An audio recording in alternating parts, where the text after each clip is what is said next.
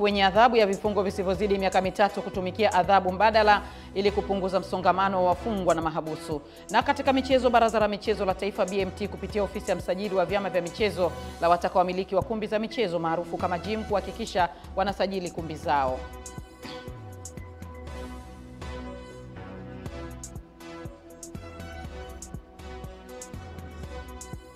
Habari ya asubuhi mtazamaji wa Channel 10, karibu katika kipindi chetu cha asubuhi njema. Utakuwa nami Beatrice Eric ambaye nitakusomea taarifa ya habari na baadaye nitapata nafasi ya kuangazia vichwa vya habari vilivyopewa kipaumbele katika magazeti yaliyotufikia hapa studio kwa asubuhi ya leo. Karibu tuanze na taarifa ya habari. Wizara ya Mambo ya Ndani ya nchi imeelekeza Kamati ya Taifa ya Huduma kwa Jamii kusimamia utekelezaji wa sheria ya wahalifu wenye adhabu ya vifungo visivyozidi miaka 3 kutumikia adhabu mbadala ikiwamo vifungo vya nje ili kupunguza msongamano wa wafungwa na mahabusu pamoja na kuokoa fedha za umma zinazotumika kuwahudumia. Taarifa zaidi na Amani Mbando kutoka Dodoma. Kwa kipindi cha miaka 2 iliyopita, serikali imeokoa zaidi ya shilingi bilioni 29 kutokana na kupunguza mlundikano wa wafungwa magerezani, fedha ambazo zingetumika kwa ajili ya chakula kwa wafungwa takriban 1870 endapo wangeendelea kutumikia adhabu kwenye magereza mbalimbali nchini. Naibu Waziri wa Mambo ya Ndani ya nchi Daniel Silo, akizindua Kamati ya Taifa ya Huduma kwa Jamii, amesisitiza ni muhimu kuendelea kusimamia utekelezaji wa sheria ili kuendelea kuokoa fedha zaidi. Ni muhimu mkaweka mikakati ya kuendelea kuelimisha umma kuhusu faida ya vifungo vya nje ili kila mmoja wetu aelewe nia njema ya serikali yetu inayoongozwa na Mheshimiwa Dr. Samia Suluhu Hassan, Rais wa Jamhuri ya Muungano wa Tanzania, ya kuhudumia wahalifu wa makosa madogo madogo nje ya mfumo wa magereza kama njia ya kuwapa nafasi ya pili ya kujirekebisha na kuwawezesha kuendelea kuhudumia familia zao na kushiriki katika shughuli za kuelekea maendeleo wao wenyewe pamoja na taifa kwa ujumla. Kaimu mkurugenzi wa idara ya huduma za uangalizi Wizara ya Mambo ya Ndani ya nchi Charles Nzase amefafanua namna fedha hizo zilivyookolewa kutokana na utafiti uliofanywa. Tukapata data kwa wenzetu wa magereza kwamba at least mfungwa kwa siku anatumia shilingi 5,000. Sasa ukikompyuti kwa huu muda wa miaka 2, serikali imeweza kuokoa kiasi cha shilingi bilioni 29 na milioni 412 ambazo zingetumika kwa chakula tu kama wafungwa wangeendelea kutumikia adhabu kwenye magereza. Lingine, bado tunakuwa na changamoto ya uelewa. Wananchi wanaelewa kwamba adhabu mbadala pengine hongo imetumika, pengine kuna jambo lingine, labda ndugu fulani, lakini kumbe tunatekeleza sheria. Kwa upande wake, mwenyekiti mteule wa Kamati ya Taifa ya Huduma kwa Jamii Jaji Steven Magoiga ameeleza namna walivyojipanga kusimamia misingi ya sheria ya adhabu mbadala. Kamati ina nafasi ya kutoa elimu kwa umma ili watu wajue, majaji wajue, mahakimu wajue, prosecutors wajue, na kila mmoja ajue, na tena kama utakuwa kawaida. Mungu hapa alimpunguzia Kaini adhabu ya mauaji kwa sababu Kaini aliomba shufaa. Amani Mbando, Channel 10, Dodoma. Asante Amani Mbando kwa taarifa hiyo. Kufuatia kuwepo kwa changamoto ya kuchelewa kwa majibu ya uchunguzi wa makosa ya jinai ambayo yamekuwa yakifanyiwa uchunguzi na maabara ya mkemia mkuu wa serikali, wadau wa haki jinai wametakiwa kuhakikisha kila mmoja anatekeleza wajibu wake ipasavyo ili kuharakisha uchunguzi na kutenda haki mahakamani. Pendo Salwa anaarifu zaidi. Wadau wa haki jinai wakiwemo madaktari, waendesha mashtaka, mahakimu, jeshi la polisi na ustawi wa jamii wamekutana pamoja kupatiwa mafunzo na mamlaka ya maabara ya mkemia mkuu wa serikali. Lengo ni kuwajengea uwezo na kurahisisha utoaji wa haki kwa makosa yanayohitaji uchunguzi. Uchunguzi wa kisayansi ndio uchunguzi ambao unatambulika mahakamani katika kutoa haki na inaweza kutoa kabisa kama mtu hajahusika na kosa lolote, uchunguzi wa kisayansi na muondoa. Akizungumza katika mafunzo hayo, Katibu Tawala Mkoa wa Tabora Dr. John Mboya ametoa rai kwa wadau kuhakikisha wanatekeleza wajibu wao, huku akiweka bayana mkakati wa serikali wa kujenga maabara ndogo mkoani Tabora ili kupunguza changamoto ya usafirishaji wa sampuli. Pamoja na kupata elimu hiyo, tuweze kujua the whole chain must be working in harmony. Pale inapotokea tukio lolote liwe la kosa la jinai au labda mtu amejiua au la aina yoyote, basi cheni nzima ifanye kazi yake inavyostahili. Kupitia mafunzo haya tumejifunza kwamba kunatakiwa tuwe na ushirikiano wa karibu kati ya idara zote, sio polisi peke yake, polisi, waendesha mashtaka, wenzetu wa madaktari, namna gani ya kusaidizana katika kufanya hili jambo, sababu hii ndio ya kijinai. Kwa katika kijinai wadau wote tunatakiwa tushirikiane ili kufanikisha ukusanyaji, uchukuaji wa sampuli. Kutoka Tabora, Pendo Salu, Channel 10. Imekumbusha umuhimu wa kuwasaidia watu wasiojiweza, ikiwa ni pamoja na watoto yatima na wale wanaoishi katika mazingira magumu, ili nao waweze kufunga kwa amani, furaha na upendo. Tupate taarifa zaidi. Wito huu umetolewa na Sheikh Hassan Bashiru, mkuu wa kituo cha kulea watoto yatima cha Zawiya kilichopo Ngarenaro jijini Arusha, wakati alipokuwa akipokea msaada wa vitu mbalimbali kutoka kwa Umoja wa Wanawake wa Mamlaka ya Mapato nchini TAREU.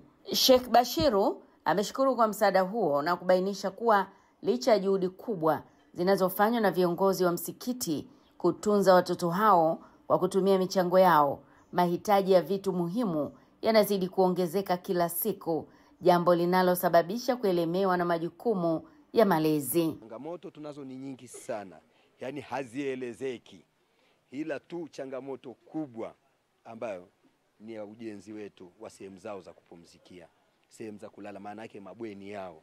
Tangu tumebomoa hapa, tumehangaika kwanza tukajenga msikiti, sasa tumejenga huko gorofani ili tupambane walau tuweke ngazi waweze kulala huko juu hawa vijana wakubwa, lakini nguvu yetu nayo ndio inatufanyaje, inatuishia na hatuna mfadhili. Huu msikiti unavyouona tumeanzisha sisi wenyewe kwa kutoa fedha zetu mfukoni, lakini changamoto yetu ya 4 ni chakula. Lazima tuwe wa kweli. Sisi unavyotuona sote ni wajasiriamali wa kawaida.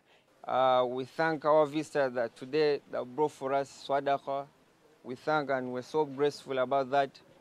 Yeah, may Allah give you everything that you need, and may Allah give us all of us Jannah. Kwa upande wake, mwenyekiti wa chama cha wafanyakazi wanawake wa Mamlaka ya Mapato nchini TAREU, Fatma Ramadhan, amesema kuwa wao kama wanawake wameguswa sana na changamoto zinazowakabili watoto hao, hivyo wameguswa kutoa msaada wa vitu mbalimbali kama sehemu ya mchango wao katika kipindi hiki cha mwezi mtukufu wa Ramadhani. Naona tufanye jambo hili la heri kama wanawake wengine, kama wazazi, kama walezi, kuja kushiriki furaha yetu pamoja na nyie.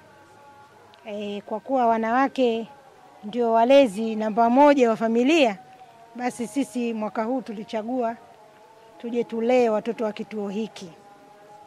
Waone mama zetu wamekuja, wanawake wa TAREU wamekuja, na tumewaletea futari kidogo.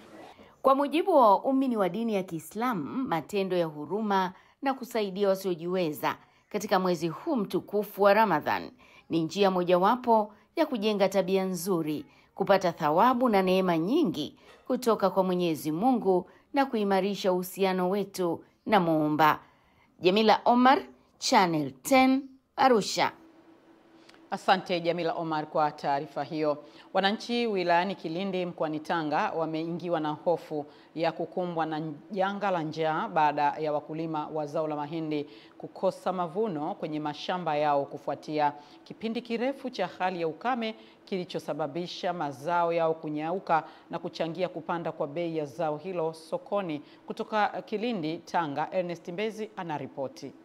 Hali hiyo imeshuhudiwa na kamera ya Channel 10 baada ya kutembelea baadhi ya mashamba yaliyopo wilayani humo, na hapa baadhi ya wakulima pamoja na mwenyekiti wa halmashauri ya wilaya Kilindi Idrisa Mgaza wanasema kwa jinsi ilivyo mwaka huu kuna dalili ya kukumbwa na njaa, kwa sababu msimu wa mvua ya masika hatuna uhakika kwamba tunaweza tukapanda mazao ya mahindi yakaenda, ukizingatia kwamba chakula chetu kikuu ni mahindi. Mazao yamekauka mashambani. Watu wetu watakabiliwa na njaa kubwa sana, lakini na sisi kama halmashauri mapato yetu yataathirika mno, kwa sababu zaidi ya 80% ya mapato yetu tunategemea mazao ya shambani. Baadhi ya wananchi wanaeleza changamoto ya kupanda kwa bei ya mahindi sokoni, huku wakiomba serikali wapelekee mahindi ya bei nafuu ili waondokane na adha ya kununua mahindi kwa wafanya biashara ambao wamekuwa wakipandisha bei ya bidhaa hiyo kila kukicha. Awali ilikuwa kilo ya mahindi ni shilingi 500, lakini baada ya ukame kuingia huu mahindi yamepanda ghafla kufika shilingi 1000 mpaka sasa hivi. Shilingi 1000 kwa mwananchi wa hali ya chini na jua linalowaka hili ni ngumu sana kwa afford maisha ya namna hiyo. Ni maisha magumu sana. Maana kama serikali ingekuwa inaweza kwa sasa ili watu wajiandae kwenda kwenye kilimo, ingewasaidia hata wale chakula cha bei nafuu ili waendelee kwenda kwenye kilimo wakiwa na mazao ya bei nafuu. Kwa upande wake, afisa kilimo wa halmashauri ya wilaya ya Kilindi ametoa wito kwa wakulima kufuatia mvua zinazotarajiwa kunyesha hivi karibuni. Tunaendelea kusisitiza wakulima kulima mazao au mbegu ambazo zinakaa shambani kwa muda mfupi kati ya siku 60 mpaka 75, lakini pia kulima mazao ambayo yanastahimili ukame kama mihogo, viazi pamoja na mtama. Huu ndio wito ambao tunatoa, lakini pia tunawasisitiza sana wananchi kutunza chakula kile ambacho wanacho. Kutoka wilayani Kilindi mkoani Tanga, mimi ni Ernest Mbezi, Channel 10. Wanawake mkoani Kigoma wametakiwa kushirikiana kwa pamoja kupinga vitendo vya ukatili pamoja na kuhakikisha wanawapa muda wa kuzungumza na watoto wao kwa kuwapatia elimu ya kujikinga na vitendo hivyo ambavyo vina athari kubwa kwa taifa. Taarifa zaidi na Mwajabu Hoza. Ilikuwa ni hafla ya usiku wa mwanamke katika ukumbi wa Ugonisi wilaya Kasulu mkoani Kigoma. Mbunge wa jimbo la Kasulu Mji Profesa Joyce Ndalichako ametoa kauli hiyo kwa wanawake wa wilaya hiyo kuwa licha ya kupambana kutafuta kipato, lakini pia wahakikishe wanapata muda wa malezi ya watoto wao. Sasa hivi kumekuwa na kukithiri kwa vitendo vya unyanyasaji kwa wanawake lakini pia na watoto. Naomba wanawake wote tusimame imara katika kupinga vitendo vya unyanyasaji vinavyofanyika katika jamii zetu. Katibu tawala wilaya Kasulu, Teresia Mtawile, anasema lengo la kuwepo kwa hafla hiyo ni kuhakikisha wanawake wanakutana kwa pamoja ili kujengewa uwezo wa fursa za kiuchumi na mahusiano katika familia. Tutajengeana uwezo ili tuweze kuendana na nyakati ili kufikia malengo mbalimbali. Lakini zaidi tunayo furaha kubwa kusherehekea hafla hii kwa sababu wanawake waliotangulia mbele wakiongozwa na rais wetu kipenzi Daktari Samia Suluhu Hassan wamekuwa wakituwakilisha vema katika majukumu yao na kuwa kielelezo kizuri katika taifa letu na familia. Kauli mbiu ya siku ya mwanamke duniani ambayo ilihitimishwa Machi 8 huko jijini Arusha na Rais wa Jamhuri ya Muungano wa Tanzania Dr. Samia Suluhu Hassan inasema wanawake na wasichana 2025 tuimarishe haki, usawa na uwezeshaji. Mwajabu Hoza, Channel 10, Kigoma. Asante Mwajabu Hoza kwa taarifa hiyo, na sasa tuangazie habari za michezo na burudani. Baraza la Michezo la Taifa BMT kupitia ofisi ya msajili wa vyama vya michezo nchini imewataka wamiliki wote wa kumbi za michezo maarufu kwa jina la gym kuhakikisha wanasajili kumbi zao ili waweze kutambulika kisheria. Tupate taarifa zaidi. Wito huo umetolewa na kaimu msajili wa vyama vya michezo wakili Abel Ngilangwa wakati wa mahojiano maalum na Channel 10 Michezo, ambayo ilitaka kufahamu kama kumbi hizo zitatambulika kisheria kwa kuwa zimekuwa zikifanya kazi katika maeneo mengi nchini. Ni zile jimu ambazo unakuta zinakusanya watu, zinafanya biashara, watu wanakuwa wana vyombo vya kisasa, umeona wanaendesha ile taratibu. Unajua tunapoelekea hii ni michezo, kama kanuni na sheria imeshaagiza isajiliwe, inamaanisha sheria ilishaona kwamba kuna umuhimu wa kuzisajili hivi vyombo vinavyoendesha michezo ili kuvirasimisha. Umeona? Kwa hiyo gym za kisasa na gym za kawaida tutaziangalia, tutaona kwa mujibu wakaguzi wetu na wataalamu wa michezo wanazipitia na kuziona na kuziidentify kwamba hizi ni gym za kisasa na hizi gym za kawaida. Kwa hiyo hata usajili wake kanuni imeelekeza na ada zake zimetofautiana. Katika hatua nyingine, wakili Ngilangwa amesema Baraza la Michezo la Taifa linafuatilia kuona kumbi hizo zinakuwa na wataalamu wenye weledi. Ndio maana tunaamua kuzirasimisha, yani kuwa ziwe zimesajiliwa. Tunaamini chombo chochote kinachosajiliwa tayari kinakuwa kina wataalamu ambao wamebobea, ambao wanafaa kuziendesha hizo gym. Ndio maana tunazisajili, kwa sababu lisije likatokea jambo lolote ambalo linaweza likajitokeza baadaye wakiuliza, je, hii gym ilisajiliwa au kusajiliwa? Kwa hiyo kwetu sisi kama baraza tutashindwa kutoa majibu. Ndio maana tunazitaka zisajiliwe kwa mujibu wa sheria. Zikiwa na cheti kilichosajiliwa, tunaamini kwamba katika usajili wao watakuwa wameambatanisha document za msingi za kuonyesha kwamba wataalamu wapo wa kuendesha hizo gym.